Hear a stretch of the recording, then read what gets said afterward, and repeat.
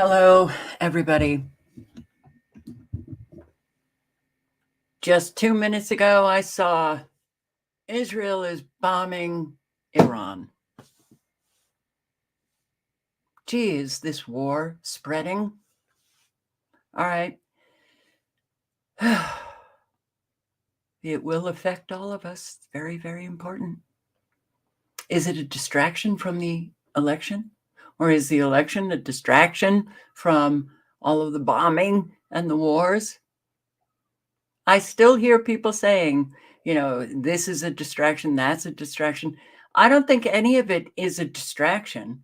I think we have so many horrible things going on simultaneously, and it's very overwhelming. All right. Stacy, hi. Shalom from Florida. Hope you're okay in Florida. Crazy Pots, Alicia DeMoss, Rage Against the Machine, Andrew Cruz, Tony Punch. Hey. Geofactor 3, hi. Sandra, hi. The 90s Brooklynite, hey you. New York, New York. Will always, always, always be in my heart, my hometown. But boy, has it changed. It saddens me greatly. Analog Synth Player, Julie, Joni, Kim Blanchard, hi. Laura Larson, haven't seen you in a while. Hi. Miss Blanche, hello. Huh. Has this year gone fast for you guys? Has for me. Rick Yorkin, Bluesman, Sonny Fournier, Brian C., Oracle 11, Julio, hi, Patricia White, Louisiana Skywatch. Hope you have a good night, Louisiana Skywatch. Don Miguel, hi. Hillbilly Grandma, maybe it's me. Maybe not. Linda Gordon, BMCC Carol. Hi, everybody. Wow. Yeah.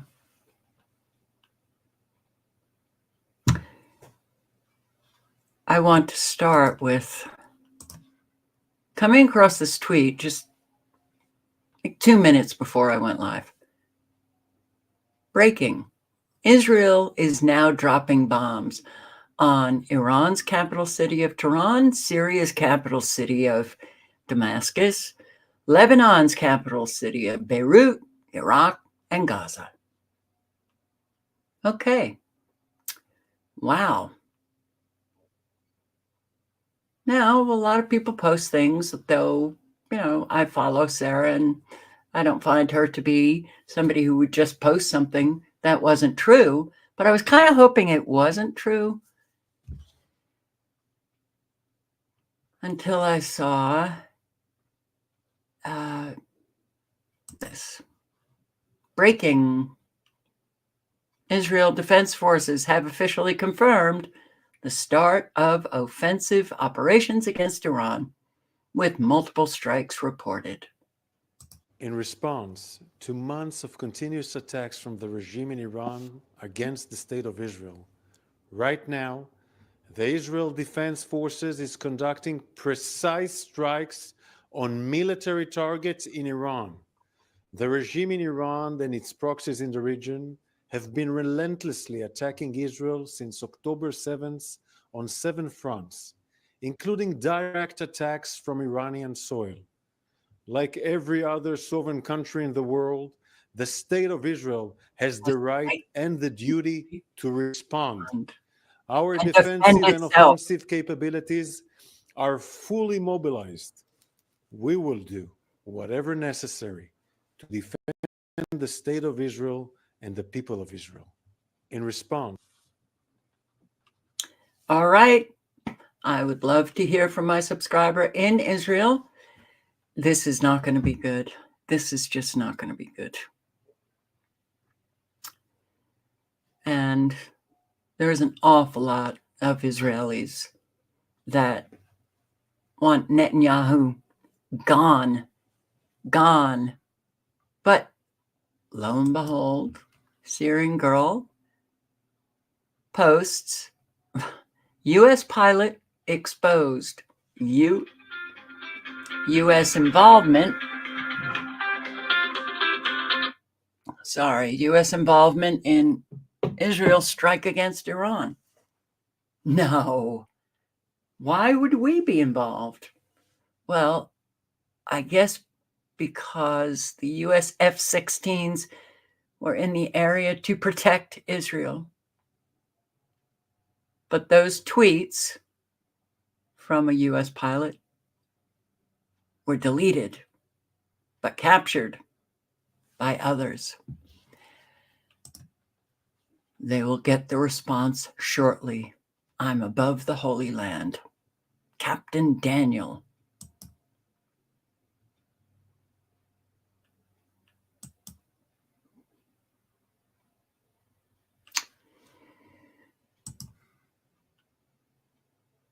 Yeah, but hey, a headline on Drudge Report isn't about the election. Israel hits targets in Iran. Okay. Well, we all know that the U.S. is always tied to war. And, well, let's listen to, I actually brought up Gregory Mannarino, who posted this a couple of hours ago. So from what I understand, all right, we should be expecting, I had to write this down, within 30 to 90 days, and more likely to the closer end, this is what I'm hearing, what I've heard, that we should expect Israel to start striking new targets. 30 to 90 days. Guys, I'm sorry. So sorry. All right, so yeah, I came across this tweet, and then here he is announcing the bombing of Iran. Here are the tweets of the U.S. pilot that said U.S. involvement. Yep, we're right there.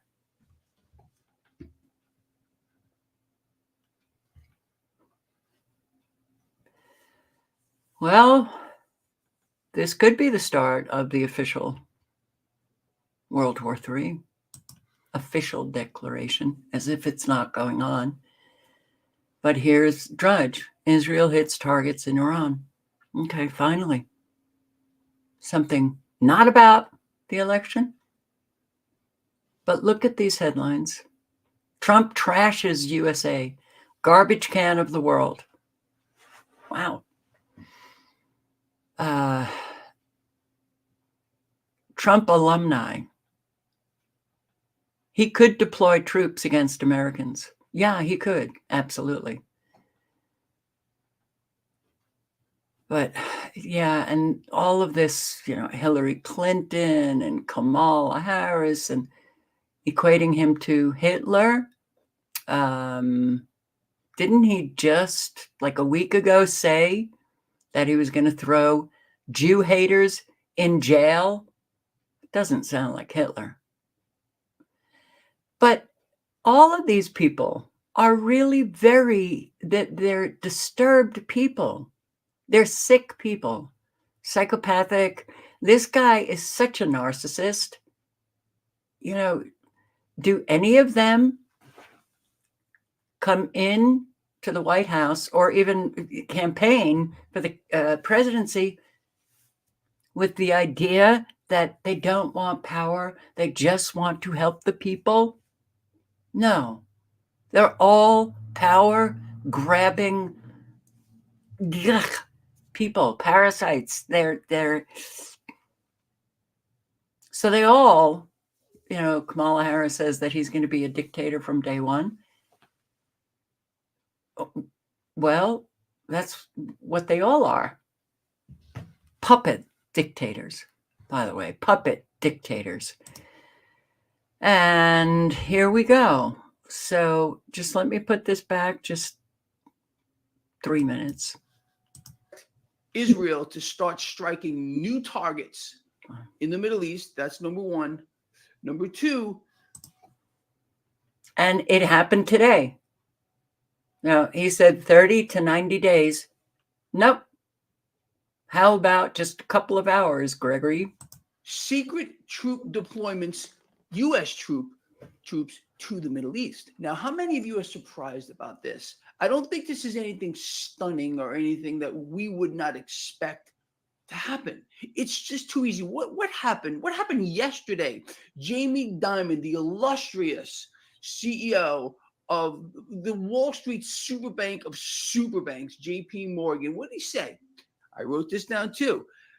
He said specifically with regard to war, he believes we're in World War III right now. It's already started. Now, he went on to say, we are running scenarios, quote, which would shock you. Nothing would shock you nor I. We also got a plethora of warnings from the IMF about this market, and we're hearing a lot of things. Say, look, it's almost like collecting code information. You put this stuff together again. I understand that all of us are playing a game of incomplete information. I'll post the link. You can listen to the entirety by clicking on the link. And Linda W., I just want to say, you don't care as long as he runs this country like a business.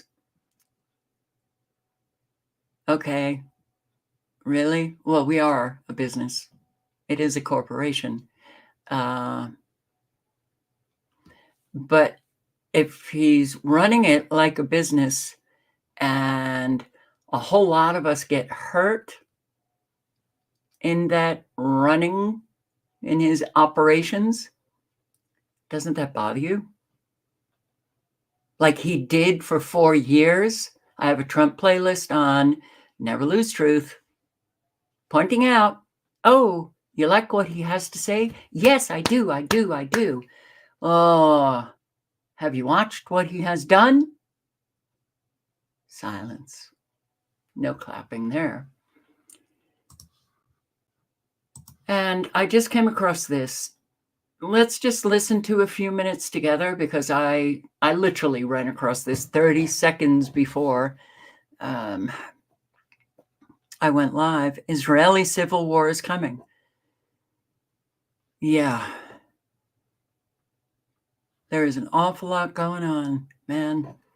And for all of the innocent, regardless of what country you are in, we're all getting destroyed. We don't deserve it, but this is what life has become now. There's this genocide that's happening, genocide on steroids, as you said. There are people who are being like blindfolded and having their hands tied and like thrown down holes. So that is at a level that you're not experiencing, obviously, but you are experiencing something, right? Where you are in Haifa. Can you talk about that? This kind of increased surveillance that you feel like you're living under? I think most Palestinians in Israel are in a state of denial. There's this new reality, and because the genocide is still ongoing, and now a Nakba in Lebanon is happening. So I live up north, and as you know, rockets and missiles and drones are flying all over us, and Iron Dome and all that, and Iranian missiles and Israeli missiles, and so it's all very stressful and hectic at the moment. So people don't know how to feel. I feel sometimes, but what I can tell you is that we live in a reality where they just banned the film, but prior to banning a film, we know that they've been targeting Palestinians for liking the wrong post, for sharing the wrong post. I'm going to just give you an example. Our actress Maisa Abdel Hadi, that voices Lid in the film, a very famous, prominent Palestinian, award-winning Palestinian actress from Nazareth, i.e. Palestinian citizen of Israel, was arrested and then put in house arrest because she made comments on October 7th on her Instagram, you know? So get this, it's been 13 months. She's still under house arrest, unable to work. Many Palestinian singers, actors and actresses, thinkers, writers are being targeted. And at the beginning of the war on October 7th, I texted a bunch of my friends, high profile Palestinians, and I told them, whatever is happening, we don't know yet, but please don't post anything on the social media. I don't know what is this. And I haven't been writing, I haven't been posting anything. I think the first thing I did was this piece for Al Jazeera English in December, exposing what was going on in Israel. And I showed a couple of clips from Israeli Hebrew media where we show, where you can see essentially in Israeli studios, people threatening and intimidating Palestinians not to speak up, not to demonstrate, not to show solidarity and empathy with the people of Gaza, or else we will be shot. You know, at the beginning of the genocide, the Israeli chief of police said that there was a ban on demonstrations. Again, the only democracy in the Middle East, right? There was a ban on demonstrations or any act of empathy and sympathy to the Palestinian people of Gaza. And if anyone wanted to sympathize with Gaza, the Israeli chief of police would take them there himself. That's what he said. I.e., this public servant, with all due respect, is just a public. All right, I am going to post the link. Maybe it's me. Is you're asking for the link to this video or another video? But here's the link. As I said, I hadn't listened to it, so it's only 8 minutes long, and he'll get to the Israeli civil war in time. But yeah, I mean, look, I don't see any difference between the Israeli government and the US government. None. And when I see this going on in Gaza, Lebanon, now Iran, Syria, I mean, we are so involved. We've got troops on the ground in Israel, in Gaza. Okay, so, but it doesn't stop. Innocent people still dying, 36 dead in strikes with Israeli strikes, including children, and how anybody could support this is just beyond comprehension. I cannot get into the shoes of anybody who says, rah, rah, Israel, IDF. Oh, no. There's something very wrong with our world, boy, with an awful lot of people. Distraught parents prepared their children for burial on Friday after at least 38 people were killed, including 13 children, in an Israeli attack on Khan Yunis. At least 15 members of one family, the Al-Fahara family, were killed according to records. Many of the victims were taken to the European hospital. مع المغرب تقريبا صار اشتباكات واطلاق نار من جميع الاتجاهات وقذائف بنضرب في المناطق اللي حوالينا فاضطرينا احنا ننضم لجوا في الصالون على الجهه المجاوره لهذا البيت. الساعه 2 فجاه لقيت حالي متكلبش بين الردم وبعرفش حد. صرت ازعق لما اجى اخويا وابويا اجوا صاروا يحاولوا يطلعوا فيا وينبشوا من فوق راسي وينبشوا من فوق الكرسي. لما انتشلوني واخويا الصغير عمره 17 سنه استشهد واختي الصغيره عمرها 15 سنه استشهدت. وهذا حالنا. 6 members of the Abdeen family were also killed, according to health officials. The Israeli attack, which included airstrikes and shelling, targeted several residential buildings in neighborhoods east of Khan Yunis Governorate, according to Palestinian officials. Scenes of total destruction could be seen in the aftermath. I just want to say, if people understood that weather is used as a weapon, let's say if Israel had used flooding and killed thousands, wouldn't people be up in arms? What is going on in Western North Carolina, in Roswell, all over with their weather events? We're at war too. And I so wish that we could unite on that fact. But a lot of people just won't go there, will not go there.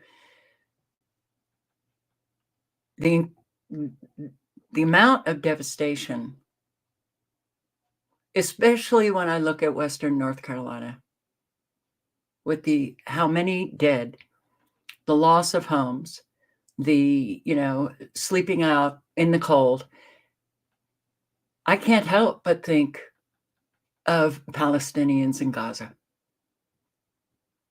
I think about Gaza so often when I look at the devastation in West North Carolina.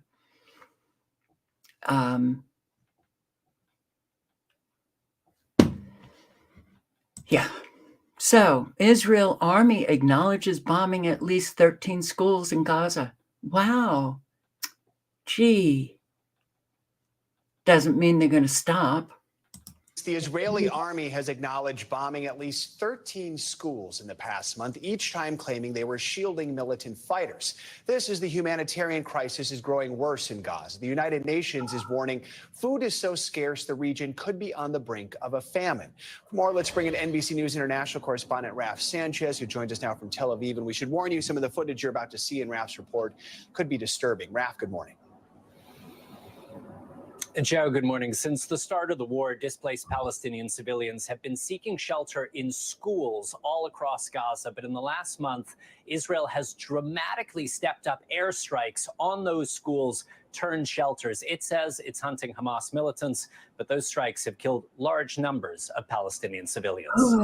An Israeli airstrike bringing carnage to this school in central Gaza.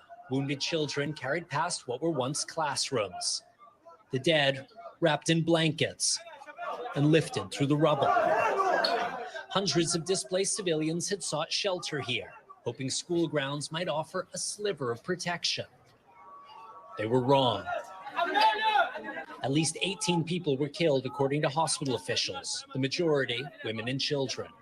Israel's military says it was targeting Hamas militants who were operating a command and control center inside the school, adding the IDF makes great efforts to prevent harming uninvolved civilians.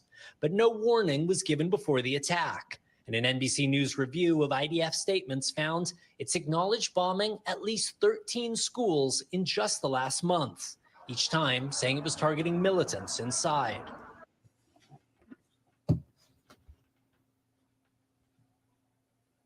Okay.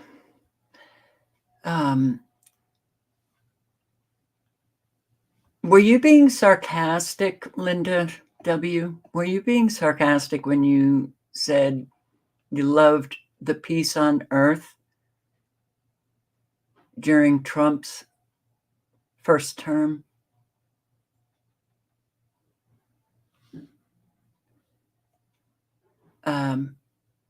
I heard, actually, I think it was Jimmy Dore who said that, Trump didn't start any wars and there were no, wars going on. And I'm like, wait a second. Yes, there were. There was. Certainly Syria, big time. Oh, those bombs that Trump dropped, the drone strikes, far more than Obama's 8 years. Like Obama did the drone strikes far more than Bush. Each president just continued with the drone strikes, Trump included. And Trump actually very quickly was drone striking innocent people in different countries over in the Mideast. What that is that peace? I don't know. I don't think so. Let's just say that those who were living in the areas with the drone strikes and the bombs that Trump had dropped in Syria, I don't think that they felt peace on earth. Yeah. Israeli soldiers refusing to fight in Gaza, just like Ukrainian soldiers. They're just running away. They don't want it anymore. They don't want it anymore. Of course they don't want it anymore. Go to jimmydore.com for a link for tickets. As the two people I have on the show right now, Jose Vega and Scott Ritter, is with me. And I want to just run this story past them. This is from Middle East Eye. Israeli soldiers becoming disillusioned and tired of fighting in Gaza. That's a report. Increasing numbers of Israeli soldiers are becoming disillusioned with fighting in Gaza and other areas of conflict in Lebanon and the West Bank, leading to some to refuse to return to the battlefield. According to a report in Israeli outlet Hamokim, interviews with over 20 parents and fighters in a range of battalions have revealed increasing dissatisfaction amongst the ranks. Among the Nahal Brigade, soldiers spend 5 weeks fighting in Gaza before returning home to rest, something they have done 11 times so far since the beginning of fighting October 2023. However, according to Hamokim, I hope I'm saying that even close, during the 11th deployment, only 6 soldiers of a platoon of 30 showed up. Wow. With the others coming up with excuses. I call it refusal and rebellion, said Inbal, mother of one of the soldiers in the platoon. They keep going back to the same buildings they've already cleared, only to find them booby-trapped again. In the Zaytun neighborhood alone in Gaza City, they've been there 3 times. They understand that it is futile and it's pointless. All the interviewees in the report spoke anonymously over fears they would face harassment from the military. What kills them is the conditions and the duration of the fighting with no end in sight. You never know when you will get out, and it's been like this for a year, another parent said. The Israeli military has published the names of over 750 troops killed since the war began in October last year, including more than 350 who were killed during ground operations in Gaza. At least 43 Israeli troops have been killed in attacks and ground operations on the northern front of the war, along with the Lebanese border. Another soldier told Hamakam that missions were being done halfway as a result of lack of manpower. The platoons are empty. Those who aren't dead are physically wounded or mentally broken. Very few come back to fight, and even they aren't fully okay. Wow. This is from the New Arab, not The Onion. CNN highlights suffering of Israeli army bulldozer driver who ran over so many people in Gaza, it made him turn vegetarian. That is not from the... So, of course, CNN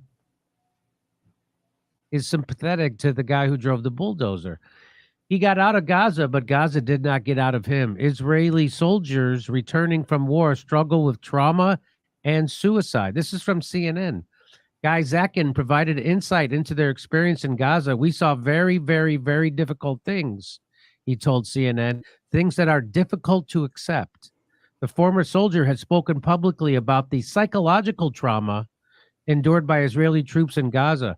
Boy, imagine the trauma that Palestinians had to go through.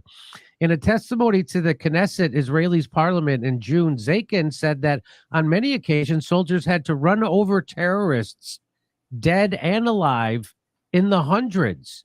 Everything squirts out, he added. Zakin says he can no longer eat meat, as it reminds him of the gruesome scenes he witnessed from his bulldozer in Gaza, and struggles to sleep at night, the sound of explosions ringing in his head. When you see a lot of meat outside and blood, both ours and theirs, Hamas, then it really affects you when you eat, he told CNN, referring to the bodies as meat.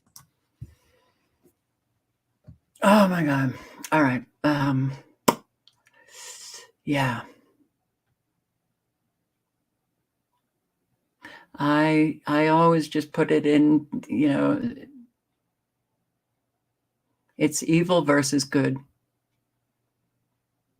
Not black versus white, Jew versus Christian. It's evil versus good. And unfortunately, we really did let evil just run amok, as they say, right? Yeah. Well, if I come across that video, which was a very good interview, let me see if I can pull it up.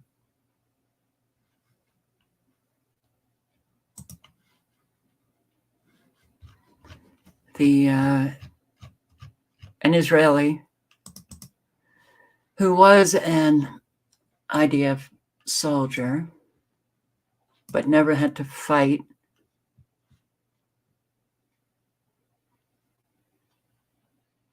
Nope.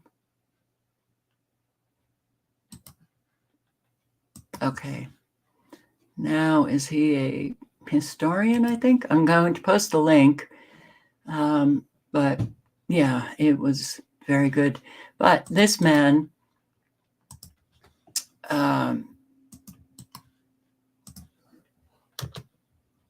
having studied and been a member of the IDF, said the reason why Israel will never win is because for Israel, this is a war of real estate. That was kind of jarring, but true. It's a war of real estate. Those fighting the IDF, the Lebanese, and Palestinians in particular, it's a war for their land and life. So who's going to be more passionate? Now, certainly the IDF soldiers who believe the horseshit that, the Palestinians want to kill all Jews, and it's okay. There's a lot of brainwashing of the peoples of the world, and it's unfortunate that an awful lot of people believe what is not true. The Greater Israel Project. And it also comes from the American Project. And why can't I think of the name? The neocons. Somebody's going to remember it. Right? That we were posting on years and years ago.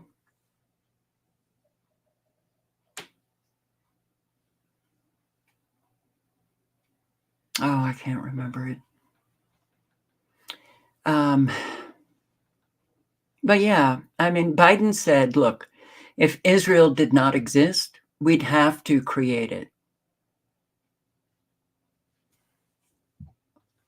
Israel works as a, in the Mideast, it's the American station, military base. Project for a New American Century. God, people have memories. Crazy Pots, thumb up to you. Project for a New American Century. And what were they? What was one of the issues that they were discussing in the Project for a New American Century? Multi-wars, regional wars, a whole lot of them simultaneously. Look at what we're living. So let's just listen to a few minutes of this, if you don't mind. Guest, Professor Chaim Brashit Zabner is a filmmaker, photographer, and film studies scholar, and a professorial research associate at SOAS University of London. He is a founding member of Jewish Network for Palestine. His films include State of Danger, about the First Intifada, and he is the author of several books, including An Army Like No Other, How the IDF Made Israel.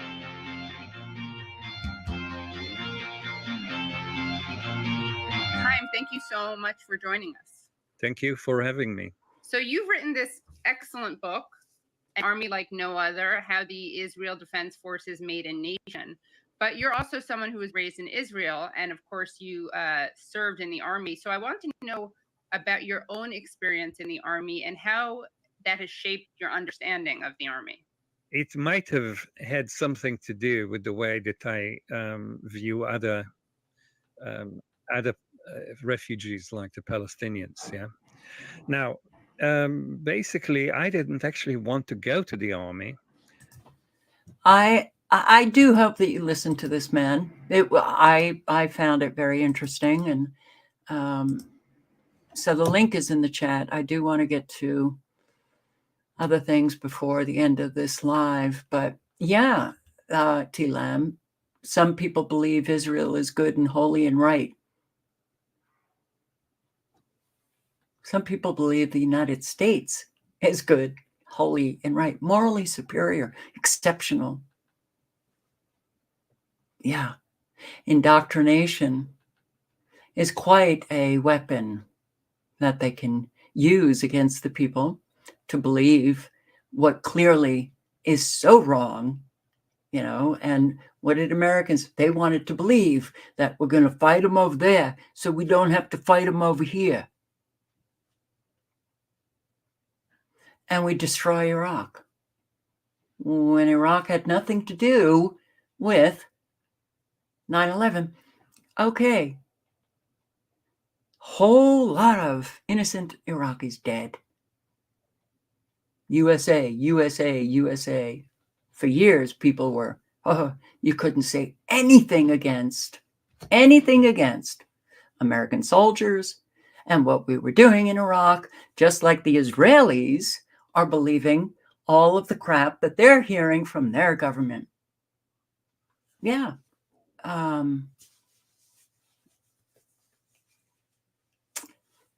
So that's why I like listening to people who have come out of, especially those Jews who were, all for Zionism, and listening to how they came out of that Zionist viewpoint, and then to recognize how truly evil it is. So if some people can do it, I believe all people can do it, but they have to have an open mind. They have to have, the ability to at least take a step back and look inside of those belief systems. And the worst are the Zionist Christians. I mean, it's like, yeah, you want to talk indoctrination? Christians? Really? You're no problem killing children? No problem. Murdering the innocent? No problem. I don't understand it. I never will. Okay. It truly is mind-boggling to me. But fortunately, Joe did finally apologize to the Native Americans today. Okay. For the government's role in abuse of Native American children. It only took hundreds of years. But isn't it interesting? Hey, we're sorry for what we did to your children. We're going to leave your children alone now. But look at what we're doing to the American children. Talk about abuse. Like I got through, I think, the first 30 seconds, and I just had to stop it. I'll pay it up. The link is in the chat if you want to listen to, but once again, he can barely talk. God, thank you for the introduction. And to the Gila Indian River community, the Gila, nothing wrong with me, Gila River Indian community for welcoming today. Do you think he really cares about Native American children? Not like things have ever gotten better for them, right? They have a high suicide rate, alcoholism, and yeah, you kill the spirit of a people and leave them with hardly any resources. You steal their land because it's, oh, we like that land. It's more fertile than this. So we're just going to move you along to the shit lands. Come on. We've been evil forever. And if you don't cure your evil, it spreads. Just like it is terminal now. It's metastasized. It's, yeah, we're dying fast, real fast. And I'd like to understand what this is. Oh, it was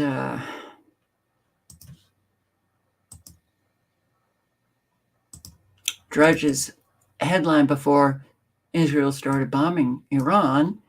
Let's just take a look. Oh, wow. Okay.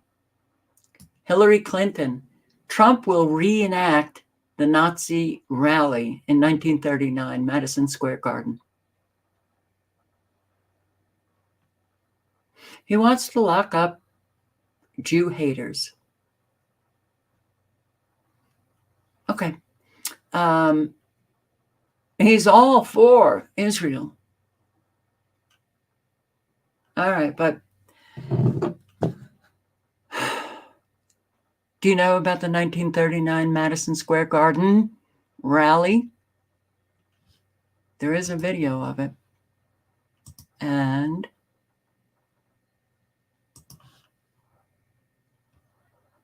here it is. It's 6 minutes and 50 seconds long. Let's see how far I can tolerate this. But yeah, you know, he's, look, I think you all know, I am not a Trump lover. He's just one of the club, and I don't understand how those who are awake can't see that he's just a member of the club. All right. Yeah, they are selected, not elected.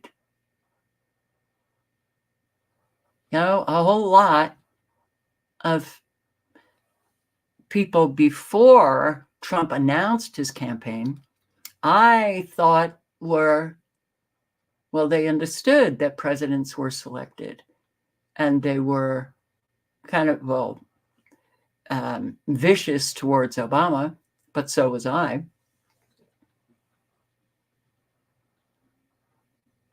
Selected, not elected. And then suddenly Trump enters the race.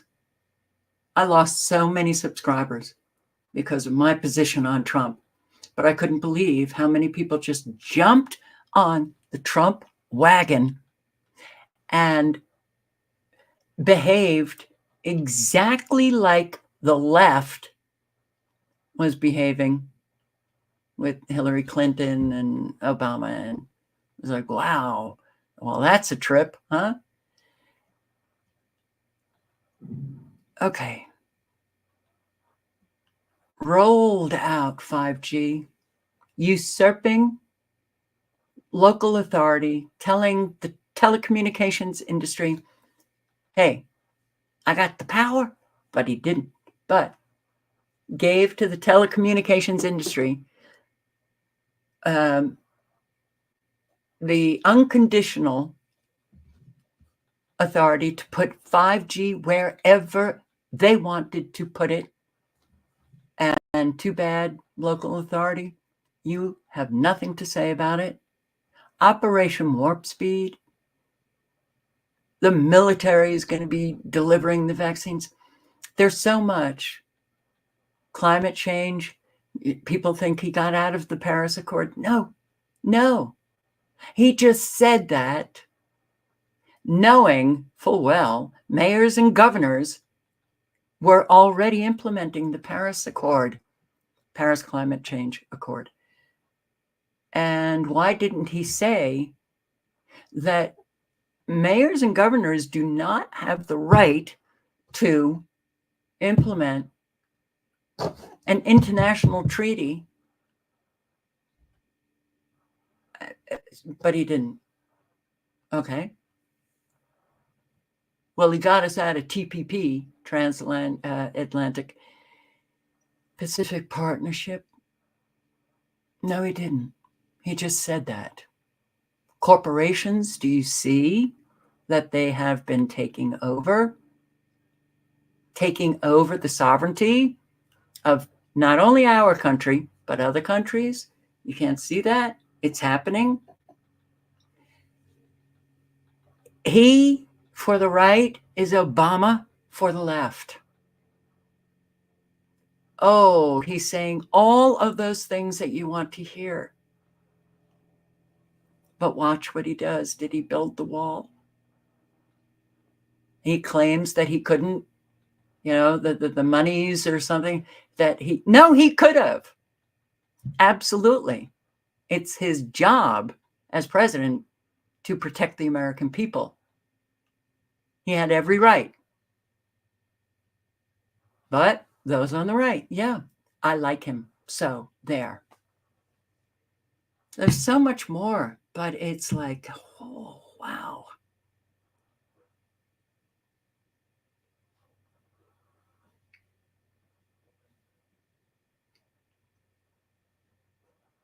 Y'all focus on the Jews, but I don't see very many people focusing on the Jesuits. You got to focus on the Jesuits. I'm not saying don't focus on, the Jewish lobby and all of that. But hello, if you think it's only the Jews, it's like, wow. I guess you want to believe that or something. And as far as I'm concerned, based on my research, it's the Jesuits at the top, controlling it all. So this is the Night at the Garden, the American Nazi rally in 1939.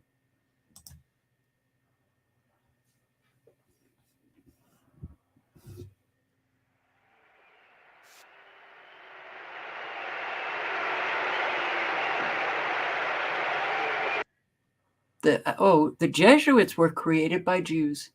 Wow. Okay.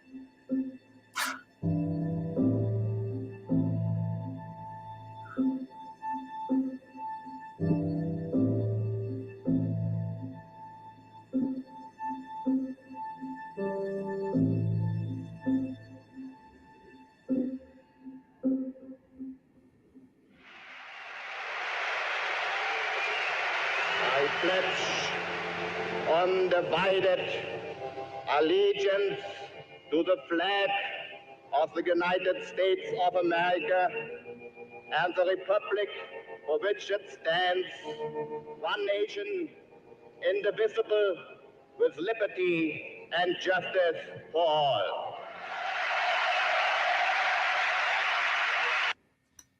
Oh, I can't watch this again. The link is in the chat.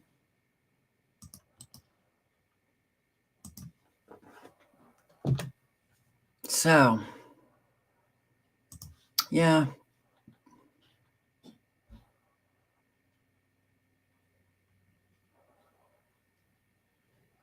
So I often wonder if this is hell. If maybe we did something in our past lives that was so horrible that we ended up here in hell, and that we really do need to learn lessons, better ourselves, so that we don't end up back here. I sure as hell don't want to end up back here at all.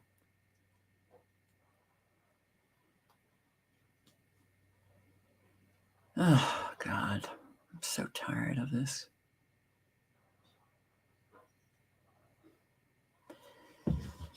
Yeah, all right.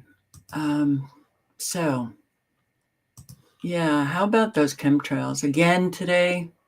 Ugh, again today.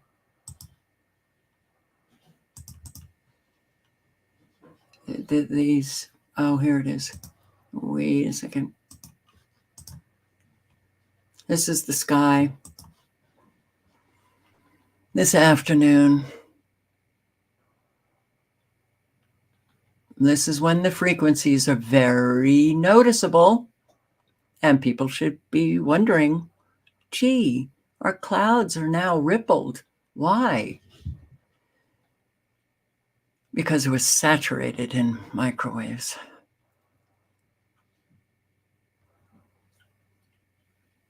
Hey, little one.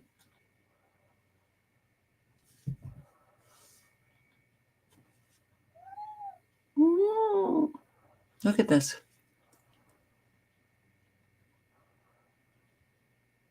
Just is so sad that people aren't noticing how different our sky is today. Yes.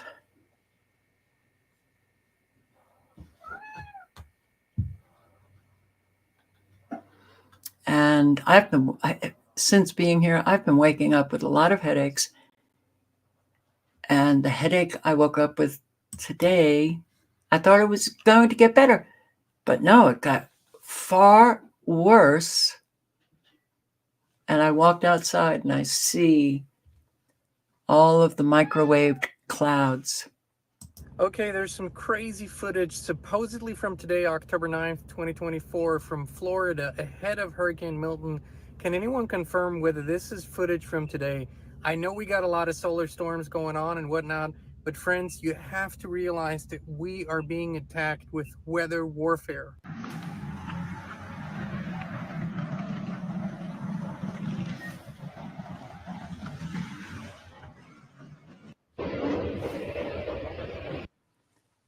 So for this one, the first one, I did see this, what are they called on Twitter now? Clarifications or corrections or whatever. Somebody did post this and say that it was in Florida. And they said no, that it was in some other place. But if anybody knows definitively, let us know in the chat.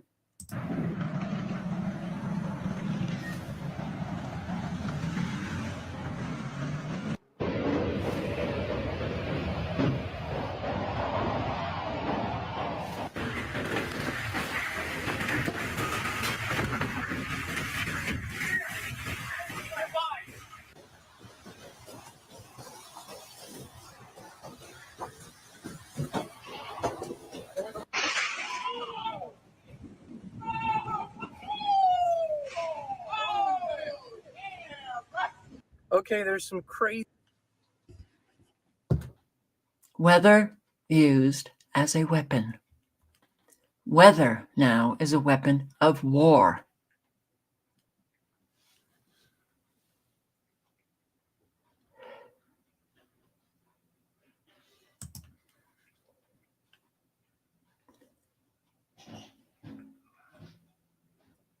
Okay.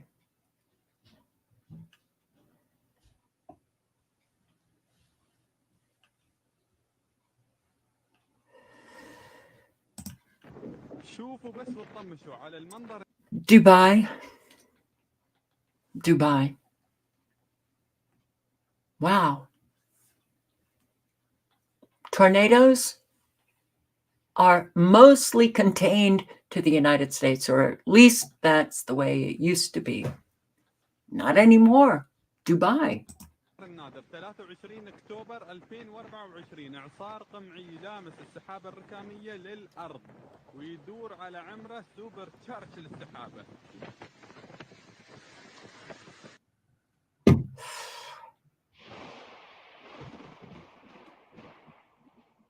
On Wednesday, parts of the UAE were engulfed in a massive storm that caught residents and motorists off guard.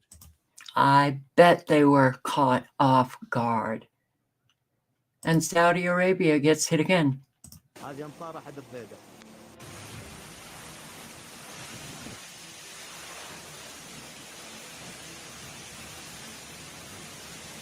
Taif, Saudi Arabia, October 24th, 2024.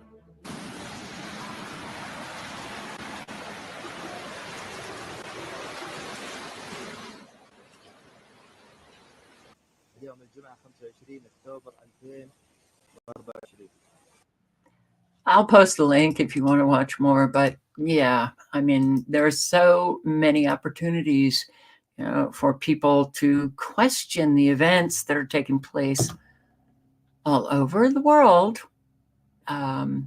believing in mainstream media, government officials. Are you really that much of a child? You can't do your own research? Believing in mommy and daddy, what they tell you? Hustle, bitch. I don't like that word, bitch, but that's the title. That's his username, channel name. The link is in the chat. And I mean, mainstream media has covered weather modification, commercial weather modification companies. Why would it be so difficult for people to at least have an open mind about weather modification, geoengineering? Doesn't that sound strange to you, that people are so close-minded? Have they lost their own self and they are literally being programmed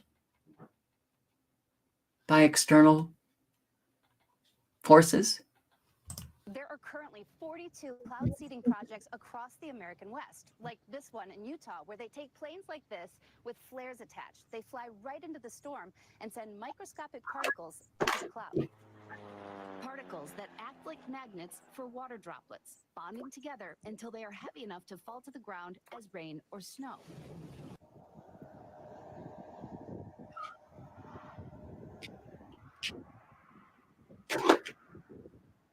Right now, help is on the way to Roswell after 2 people were killed and dozens hurt because of heavy rain, which caused major flooding. Are you telling us that we should just ignore all the stuff they're putting in our atmosphere? Tell that to the people of Roswell, New Mexico, who now find their city completely devastated by a storm that broke a 123-year-old rainfall record. Now, I've already informed you guys that what's happening in Roswell does not look normal, but I think this lady also lays it out pretty well in this video. So Roswell, New Mexico is having flooding. Let me show you what else New Mexico has. Burn scars from wildfires are especially prone to flooding. The increased vegetation of cloud seeding can actually contribute to wildfires. There's other ways cloud seeding can increase the risk of fire. It's publicly available information, just like in Los Angeles, where we suddenly had atmospheric rivers. I've been in Los Angeles since 1996. I have never seen anything like the rainfall that happened. And interestingly, if you go to sawpa.org, you can read all about their cloud seeding program. Alberta does cloud seeding.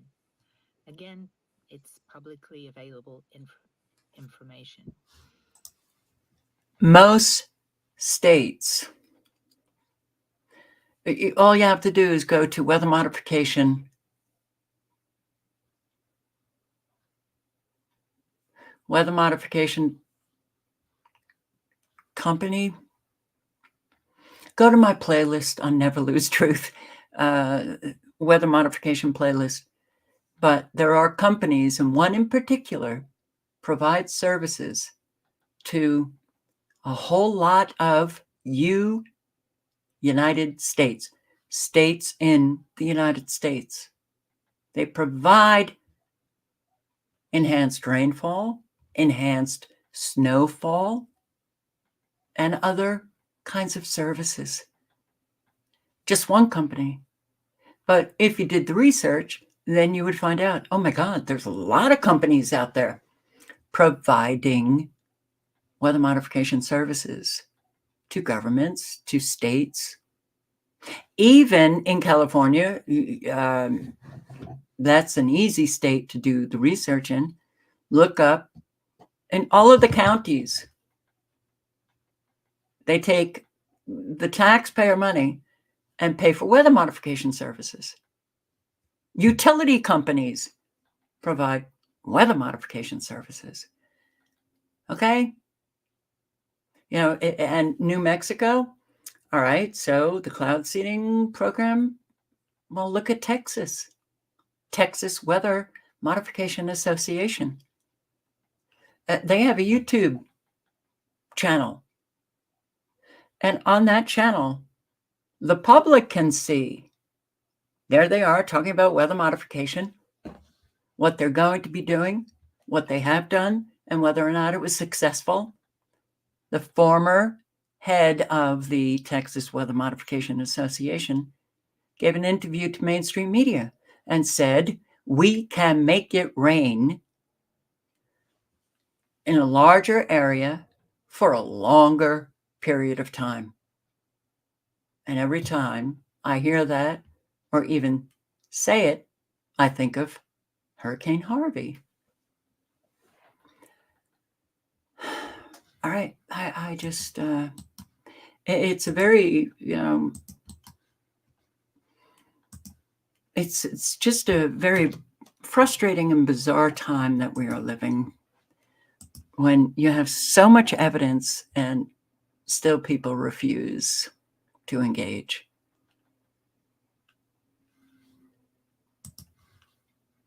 Police ramp up patrols after reports of looting in Roswell. So now after these weather events, and may you never have to suffer any of them, whether it's fire, flooding, tornado, a whole lot are looting. Now, I've covered these weather events for a long time, but now I don't even have to search for it. It just kind of comes up in home feeds or whatever. Looting, looting, looting. Looting in Florida, looting in New Mexico, looting in North Carolina. Reports of people in Roswell looting buildings, stealing from houses damaged by the floods. News 13's Annalisa Pardo talked to the local police about how they're working to protect people's homes. Tough times. It's just a complete tragedy. Getting even tougher thanks to some nightmare neighbors. Roswell police confirm there have been a handful of reports of people looting in some of the areas hit hardest by flooding. I can't even understand how someone could think of taking advantage of someone who's already been victimized by the storm.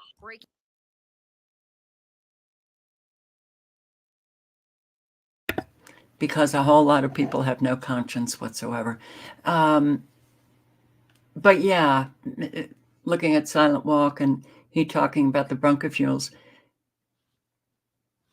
cloud seeding is not the only method that they have.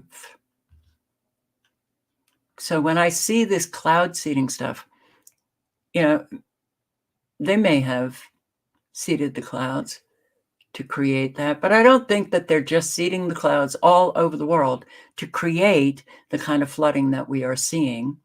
I think that they're using, and they may be using not just one method, but a whole lot of methods at the same time.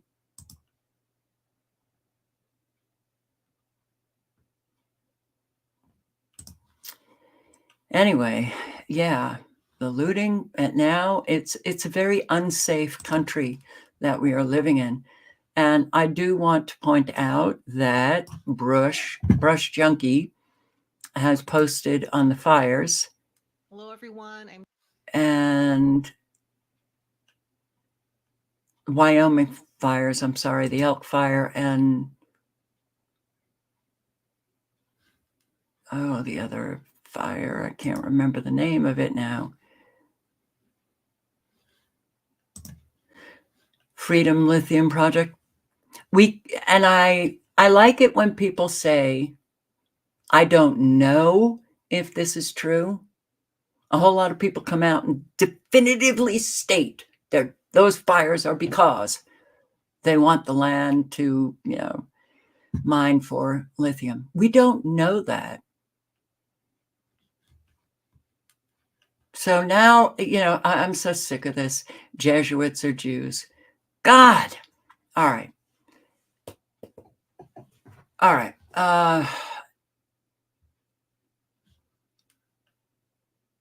That's a programmed mind, as far as I'm concerned.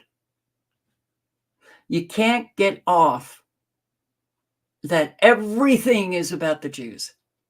That is an indoctrinated, programmed mind. And when you think about that they're a tiny, tiny, tiny percentage of the population, and look at how many Christians are all over the world, and you couldn't do anything about it. Well, what does that say about you? Or maybe there's more forces operating. There's a whole lot of forces.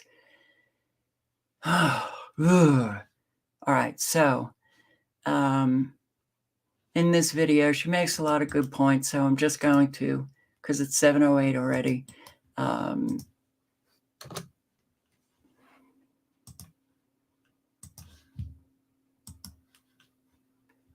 And okay, we are getting so destroyed. Homes are being taken from people. Yeah, we knew that this would be happening. Even the homes that have not been hit by or destroyed by, weather warfare, they're doing it through insurance. They're doing it through, the condos, forget about the fees and everything. Citizens property insurance, that is the state insurance in Florida. They've denied 77% of Florida homeowners' claims from Hurricane Debbie. 77%. And by the way, what happened to Hurricane Patty? Into thin air. Last night I showed his video. He's saying that Patty was going to be coming up, same area of Florida, hitting the same area of Florida. And the target date was either the 4th or the 5th of November. And now it seems to be just, I haven't seen anything. And even when I looked at the forecast models, it's gone. It disappeared. Oh, it's a very, very strange time we're living. It's a huge wake-up call for thousands of Floridians whose homes and valuables were badly damaged during Hurricane Debbie. New data shows citizens, Florida's insurer of last resort, denied 77% of homeowners' claims. News4Jack's anchor Tarek Miner's here now to explain why. Tarek? Well, a spokesperson for Citizens tells News4Jax they aren't the only insurance companies denying the majority of claims from Hurricane Debbie. Almost all of the homeowners who were denied have one thing in common. It was the first of two major hurricanes to hit Florida back-to-back within a 2-week period. Hurricane Debbie is estimated to be responsible for $1.4 billion in damage, including $845 million from wind damage, $130 million from storm surge, and $440 million in damage from inland flooding, according to data experts with Karen Clark and Company. Stake-backed property insurance company Citizens confirms to News4Jax they denied 77% of the insurance claims that they received because those claims were for flood damage, something Citizens does not cover. Florida property insurance policies, whether it's a home, condo, or renter's policy, clearly define that flood coverage is excluded, and you must have separate coverage through either the National Flood Insurance Program or a private flood insurer. Mark Friedlander. So do you really think that 77% have been denied? All of those people submitted claims and they didn't understand that they didn't have flood insurance? That seems to be strange to me. They're about to get hit with all kinds of financial issues. Concerns about rising condo fees. Florida. Lenny Sue Paul joins us now live in Tampa with the story. Lenny. Good evening, Jen and Josh. Well, many say that they were pleased to see their insurance premium cool off over the last year, but after the recent storms, they're worried they could see that steep increase once again. They're about to get hit with all kinds of financial issues. New state laws changing the landscape of condo ownership and drawing hundreds to the Tampa Convention Center Thursday. We got insurance that they're dealing with. We have mandatory reserves now. We have mandatory inspections. We have mandatory repairs. And all of the monies are going to come out of the owners of the condos. Already, and I've posted on lives, that condo owners are losing their condos. And unfortunately, a whole lot have them up for sale. Nobody wants to buy because they know that it's just going to get more and more unaffordable. Lean foreclosure threats add anxiety over insurance-driven condo fees. This is in Hawaii. Soaring condo fees due to insurance hikes are putting owners at risk of foreclosure and trapping others in properties they cannot sell, according to residents struggling to keep up. Gina Mangieri is always investigating. County and state lawmakers, insurance regulators, and the governor sorts of remedies. But people faced with enormous bills tell me time is running out. Mike Elliott has owned his Aiea condo for decades. It's a very quiet neighborhood. We've had really no issues with the homeowners association. We've only had like 3 to 5% increases from year to year over 20 years. But then he and all his neighbors got walloped with a massive hike in condo fees. We got this large notification of insurance increase of over 164% for this coming year, and basically another 100% for the following year. That means what used to cost him around $640 a month is now over $1,830 a month. And only to rise more, only to get more and more expensive. So if anybody wants to watch the end, the link is in the chat. Just another way to steal people's homes. And if they don't pay, then the homeowners association puts a lien on their condo. And then they can't sell it. And then, do you think we needed better rules, regulations, laws to protect ownership? Yeah. Okay. Why didn't we have those? Because this is all part of the plan to get people's homes. Just an egregious dereliction of duties. Seniors told to evacuate and still are not returned to their apartments in Florida. Seniors told to evacuate their homes haven't been allowed to return for 4 weeks. Good evening, I'm Jennifer Lee. 4 weeks? And I'm Josh Benson. Thanks for being with us tonight. Well, a new property management company says the building saw extensive damage. Residents are left without their paperwork, clothing, or medication. And in some cases, seniors are ending up hospitalized. Insight investigator Brittany Lawler working to get some answers tonight for us. Brittany. Josh, and good evening to you both. The property management company says it does not expect anyone to move back in before 2025. Tanya Olson says her mom has been shuffled around to different facilities, and despite hiring a nurse to fill her prescriptions, her mom's life is now at risk. I guess it's necessary, but it's a bunch of crap. Ione Olson is now hospitalized. The reason? Doctors told Tanya Olson that her mom has had a prolonged deprivation of access to her Parkinson's medications. Her condition has been declining for I don't know how long until I showed up. Ione is a resident at the Barclay at Pasadena, which is under new management, QSLM, as of October 15th. It was a perfect home for her mom up until Hurricane Helene. The residents were instructed to bring 3 days worth of medication. And only a small bag. Residents were bused to a sister property in Sarasota, where Ione had been sleeping on a cot. A home health care company, Bright Star Care, contacted Olson saying her mom needed additional help settling in. So Olson signed up for their services at $38 per hour to fill her mom's medication. When Olson went to Sarasota, her mom's hands and feet were swollen, but that's not all. Her purse containing her phone, her ID, credit cards, cash is missing. All of her medications are missing. The clothing that is by her bed, none of the clothing is hers.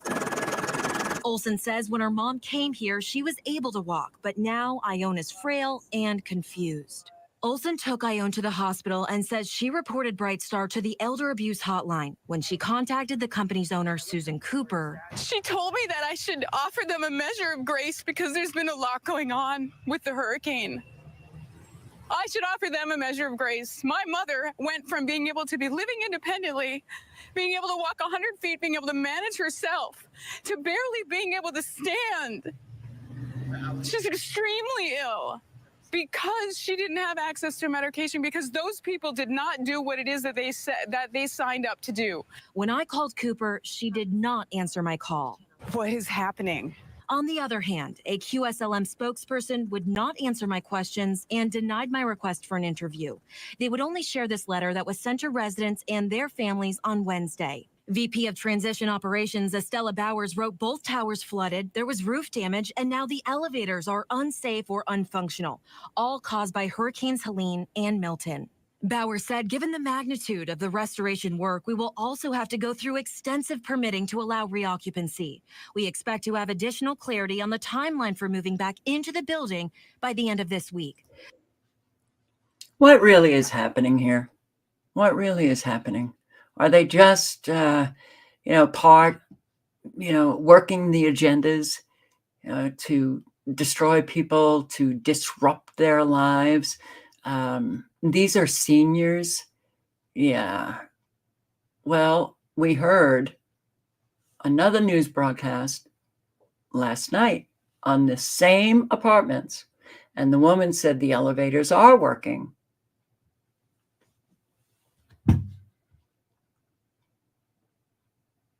People's lives, this is not fun. It's not fun to live when you have your life so disrupted.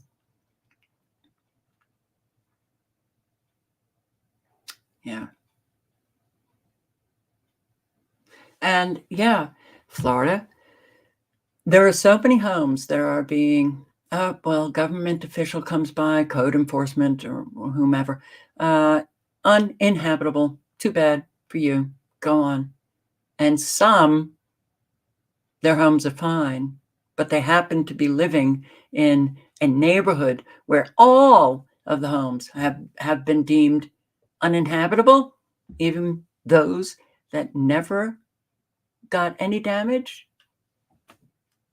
Not a good time to be forced to find a new home, especially if your current one survived the storms just fine. But some seniors in Apollo Beach say they're suddenly being evicted after years of living in the same place.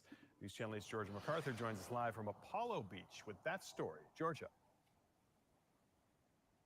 Josh, the residents told us they received a termination letter just 2 days ago saying when their lease is up, they have to find someplace else to go. Linda Wiley has called the Apollo Beach community home for more than a decade. Wiley, who lives on fixed income, says she was told she has to be out of her home by January. We have nowhere to go. We don't have family here. Wiley says she received the notice from a maintenance man who came by to fix something at the property. He had to come out the next day and he goes, I have something in the car for you, Linda, but you're not going to like it. A notice of eviction. The formal notice from the property management company states, quote, Turn the volume up. I'll put the link in. You can listen. 96 here. 4 more notches. all rent must be paid through the end of your lease agreement. However, adding to the confusion, the date on her paperwork doesn't match up. According to this, until January 6th. According to our paperwork, it's not January 6, 2024. It's January 6, 2025. It makes no sense. 8 on Your Side reached out to Tricon, the property management company that sent the notice. We are still waiting to hear back. So we took Wiley's concerns to real estate attorney Gary D. Purry. So their options are going to be to renew their lease, but probably at a little bit higher rent. Or they're going to have to just move and find something else. And that may be difficult to do in this current climate that we're probably going to experience because of the storms. For now, Wiley and her husband are hoping for answers before they're forced out of the place they've called home for 11 years. Every time I call Tricon with a maintenance request, I always say, it may be your house, but it's our home. And that's a very important distinction. Find a new home. Because an awful lot of people who lose their home, whether it was a rental or they owned it, and it was California fires, and there was one woman whose house, burned up, destroyed. And she said to the reporter who said, well, fortunately, you have a new home. And she corrected that reporter and said, no, I don't have a new home. I now have a house, but I lost my home. And when you lose your home and you can't get that home back, it hurts. It hurts. All of these evictions going on. I have never seen so many homes being red tagged, uninhabitable. Too bad for you. It was your home, but now government official is saying you can't have any access to that home. Even for people who, suffer damage, but, want to repair it or no. Trailer park condemned due to storm damage in Braden Park or Braden Beach, Florida. Now, in Bradenton Beach, the city has condemned tonight the Pines Trailer Park, and that's because of storm damage. Yeah, but some people we spoke with today. Okay.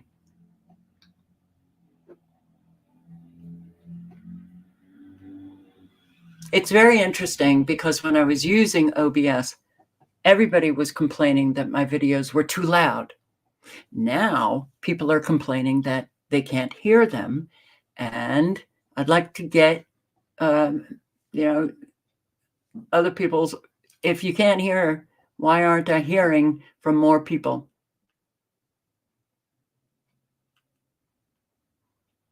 And if you're on cell phones, I can't cater to your cell phone, to your device.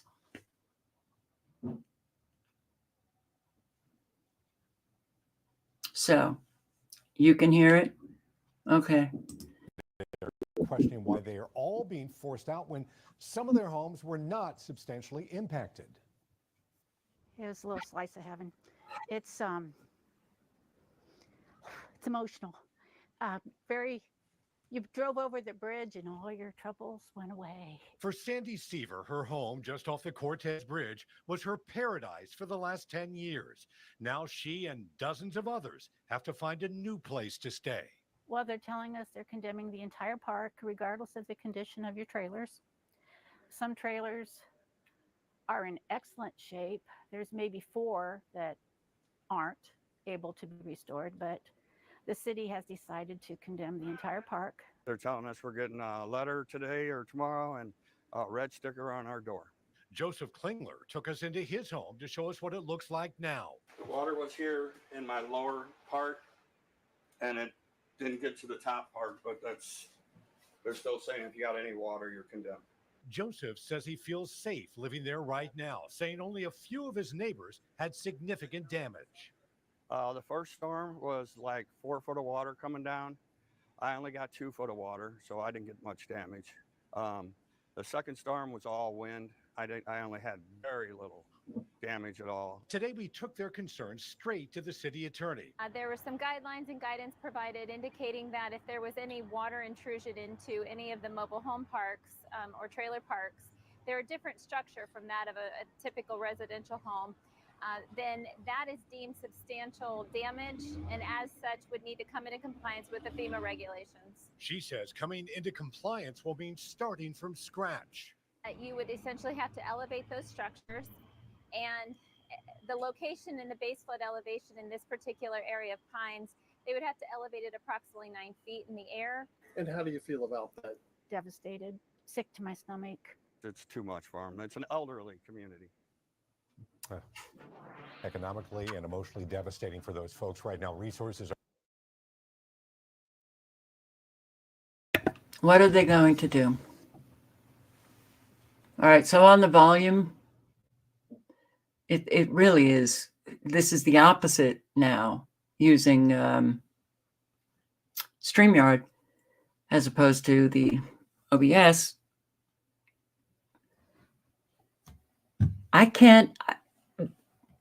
The volume is quite loud on my end. I'm not living in my house. Okay, so I can't blast this. There are very cheap speakers that you can buy for like $20.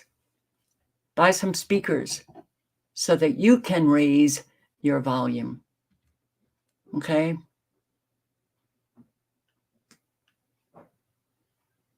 It's so weird that it's the opposite.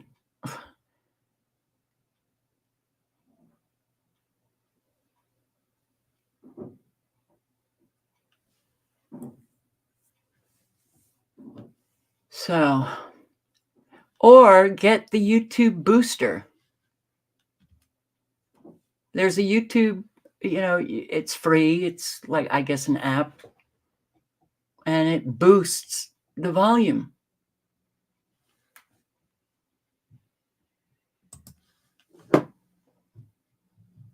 Boy, Asheville, man.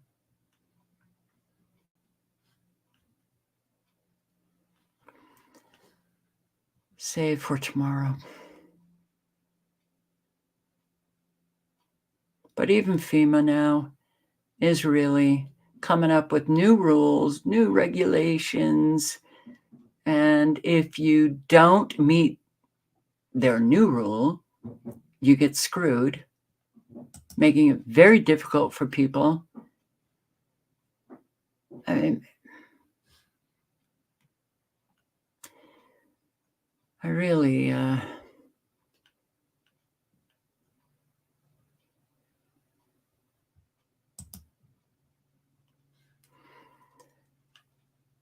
I wish I had the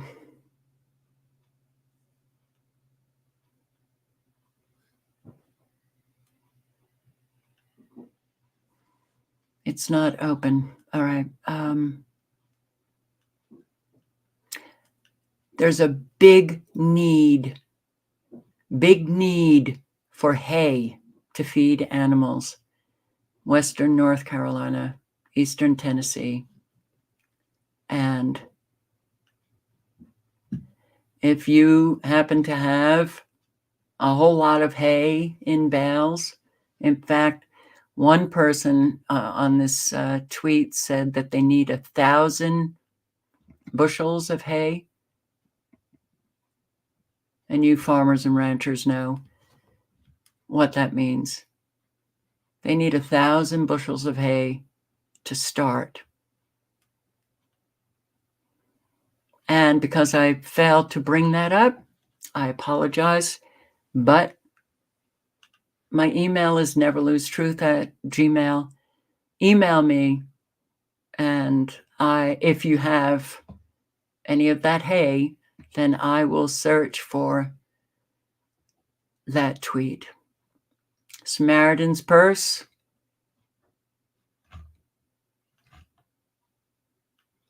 It's on the ground in Burnsville to serve the community's needs, taking work orders for those needing assistance. And Max Maximus is one of those. I think he said that he's on the list to get help from Samaritan's Purse. But they have free assistance. Here's the number, 833-747-1234. Removal of personal property and furniture, flood cleanup, sanitizing with shockwave treatment, chainsaw work, temporary roof tarping, flood-related yard cleanup. How unbelievably great is that, right? And there's a lot of elderly in Florida who need an awful lot of that, and wondering if Samaritan's Purse is in Florida as well.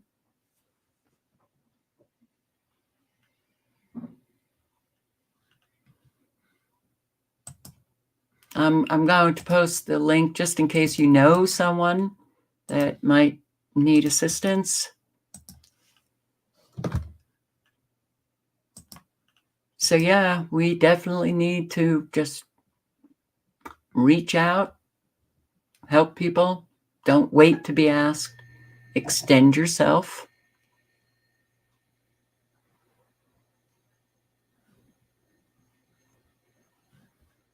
Yeah, I thought everybody knew about the volume booster. I can't remember what it's called, but it's an easy find. So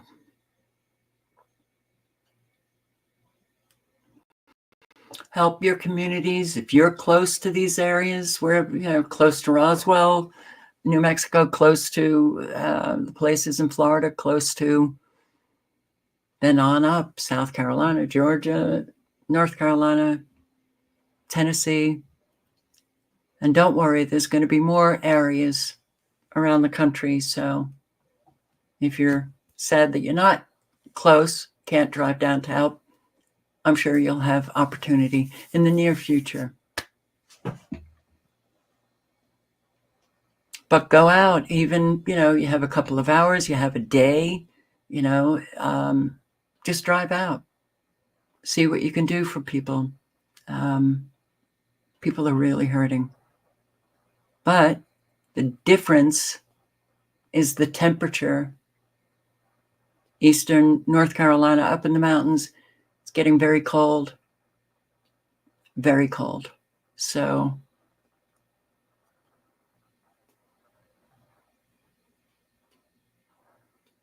you can't get there. Plenty of help in your community. Food banks, animal shelters. Do what you can. That's the evil versus good, right? A lot of people are hurting, so support is absolutely needed. Live honestly, speak honestly. Develop yourself as a trustworthy human being, because trustworthy human beings are the only thing that can make a difference in this world. And they're in short supply. Thank you for showing up. I hope to see you tomorrow night. Be safe. Good night and good luck. Ciao, guys.